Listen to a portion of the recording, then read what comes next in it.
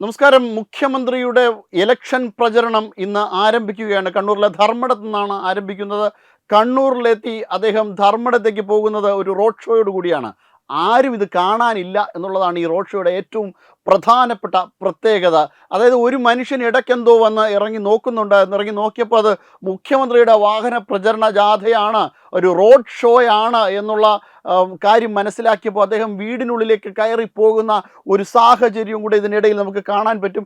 ഇതിൻ്റെ visuals T വിയിൽ കാണുമ്പോൾ അതിൻ്റെ ചില കമൻറ്റുകൾ വരുന്നതാണ് ഏറ്റവും ചിരി ഉണർത്തുന്നത്. അതായത് ഒടുവിലെ യാത്രയ്ക്കായി ഇതാ പ്രിയജനമേ ഞാൻ പോകുന്നു എന്നുള്ള ഒരു രീതിയിലുള്ള കമൻറ്റ്. അത് കഴിഞ്ഞിട്ട് പെരുമ്പാവൂരിനെ ബംഗാളാക്കിയ മഹാനത പോകുന്നു എന്ന് പറഞ്ഞുകൊണ്ട് മറ്റൊരു കമൻറ്റ്.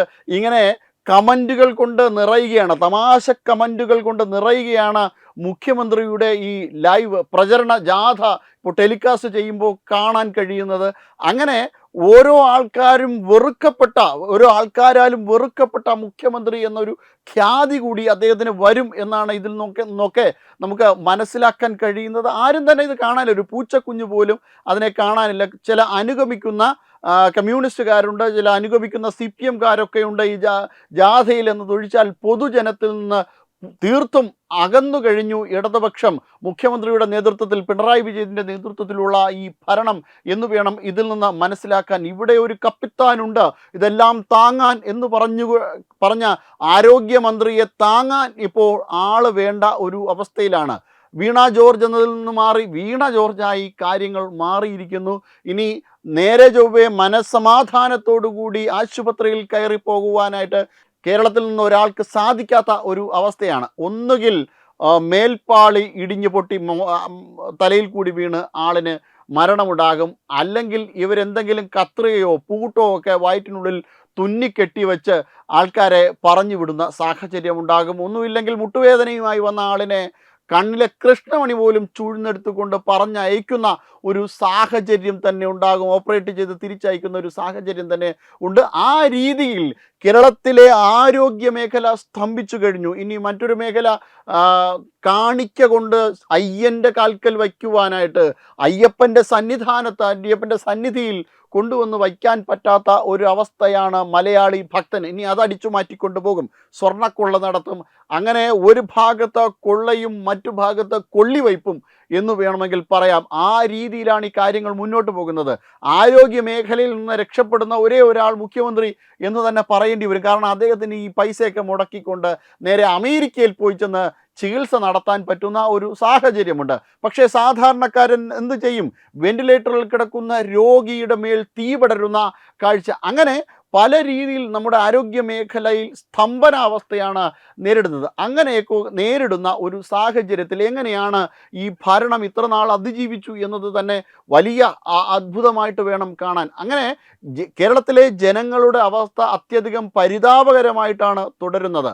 ആ ഒരു സാഹചര്യത്തിലാണ് ഈ ഇലക്ഷൻ വരുന്നത്. ഈ ഇലക്ഷൻ വരുമ്പോൾ തൊട്ട് മുന്നേ നടന്ന പഞ്ചായത്ത് തെരഞ്ഞെടുപ്പിൽ ദയനീയമായ തോൽവിയാണ് ഇടതുപക്ഷം ഏറ്റുവാങ്ങിയതെങ്കിൽ അതിലും ഭീതിജനകമായ ഒരു സാഹചര്യമാണ് നിയമസഭാ തെരഞ്ഞെടുപ്പിലേക്ക് അടുക്കുമ്പോൾ കേരളത്തിലെ ഇടതുമുന്നണിക്ക് ഉണ്ടാകാൻ പോകുന്നത്.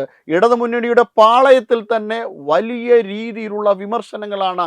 ഇന്നലെ പോലും TK ഗോവിന്ദൻ എന്ന് പറയുന്ന അവരുടെ പാർട്ടി സെക്രട്ടേറിയറ്റിൽ നിന്ന് ഒരാൾ പടിയിറങ്ങുന്നു. നേരത്തെ കുഞ്ഞികൃഷ്ണൻ എന്ന് പറയുന്ന ഒരാൾ, അതായത് അവിടുത്തെ പാർട്ടിയുടെ ഓഡിറ്റ് ചെയ്തുകൊണ്ടിരുന്ന, അതിന് വേണ്ടിയിട്ട് ചുമതലപ്പെടുത്തിയ ആൾ പടിയിറങ്ങുന്നു. അവരൊക്കെയും നടത്തിയ ആരോപണങ്ങൾ ഇതൊരു കുടുംബ സംവിധാനത്തിന് കീഴിൽ മാറുന്നു, അവർക്ക് അഴിമതി നടത്തുവാൻ വേണ്ടിയിട്ടുള്ള ചില ഗിനിപ്പന്നികളായി മാറുന്നു പാർട്ടി എന്ന തരത്തിലാണ് ആരോപണങ്ങൾ ഉയർന്നത്. അങ്ങനെ എല്ലാ അർത്ഥത്തിലെയും ഇടതുപക്ഷം അടിമുടി തകർന്ന ഒരു തെരഞ്ഞെടുപ്പാണ് വരാൻ പോകുന്നത്. ഈ തെരഞ്ഞെടുപ്പിൽ കൂടി പരാജയപ്പെട്ട് കഴിഞ്ഞാൽ ഇന്ത്യയിൽ ഒരിടത്തും കമ്മ്യൂണിസ്റ്റ് ഭരണമില്ലാത്ത ഒരു കാലത്തിലേക്കായിരിക്കും ഭാരതം കാലെടുത്ത് വയ്ക്കുന്നത്. അതായത് 1947 ശേഷം നടന്ന തെരഞ്ഞെടുപ്പുകളിൽ എവിടെയെങ്കിലുമൊക്കെ അധികാരത്തിലിരിക്കുവാൻ വേണ്ടിയിട്ട് ഇടതുപക്ഷത്തിന് എപ്പോഴെങ്കിലുമൊക്കെ സാധിച്ചിട്ടുണ്ട്. പ്രത്യേകിച്ചും ബംഗാളിൽ തെരഞ്ഞെടുപ്പിൽ വിജയിച്ചതിന് ശേഷം ദീർഘനാൾ ബംഗാൾ ഭരിക്കുവാൻ വേണ്ടിയിട്ട് ഇടതുപക്ഷ മുന്നണിക്ക് കഴിഞ്ഞു. പക്ഷേ അതിനുശേഷം എന്താണ് പിന്നീട് ഇപ്പോഴുണ്ടാകുന്ന ഒരു അവസ്ഥ? ത്രിപുരയിൽ ഭരണം നഷ്ടപ്പെട്ടു. ഇനി ഇതാ കേരളത്തിലും കൂടി ഭരണം നഷ്ടപ്പെടുന്നതോടുകൂടി അടിമുടി തകരുന്ന ഒരു സാഹചര്യത്തിലേക്കാണ് മുന്നോട്ട് പോകുന്നത്. എന്തായാലും മുഖ്യമന്ത്രിയുടെ ഈ റോഡ് ഷോ വളരെയധികം ഗംഭീരമായി മാറുന്നു. ആളൊഴിഞ്ഞ റോഡ് ഷോ, നിസ്സംഗരായി പുച്ഛത്തോടുകൂടി മനുഷ്യർ നോക്കി നിൽക്കുന്ന റോഡ് ഷോ എന്ന് അടിക്കുറിപ്പ് എഴുതേണ്ടി വരും ഈ വാഹന പ്രചരണ ജാഥയ്ക്ക്. വെബ് ഡെസ്ക് തത്വമൈ ന്യൂസ്. HIV അണുബാധ സന്തോഷപൂർണമായ ഒരു ജീവിതത്തിന് തടസ്സമല്ല. HIV അണുബാധയ്ക്ക് ഫലപ്രദമായ ചികിത്സ ഇന്ന് ലഭ്യമാണ്. ഇതിന് യഥാസമയം അണുബാധ കണ്ടെത്തുന്നതും കാലേക്കൂട്ടി ചികിത്സ നടത്തേണ്ടതും അത്യാവശ്യമാണ്. സൗജന്യമായ ചികിത്സയും മാർഗനിർദ്ദേശങ്ങളും സർക്കാർ ആശുപത്രികളിലെ ART അഥവാ ഉഷസ് കേന്ദ്രങ്ങളിൽ ലഭ്യമാണ്. ആരോഗ്യ സംരക്ഷണം ഓരോരുത്തരുടെയും ഉത്തരവാദിത്തമാണ്.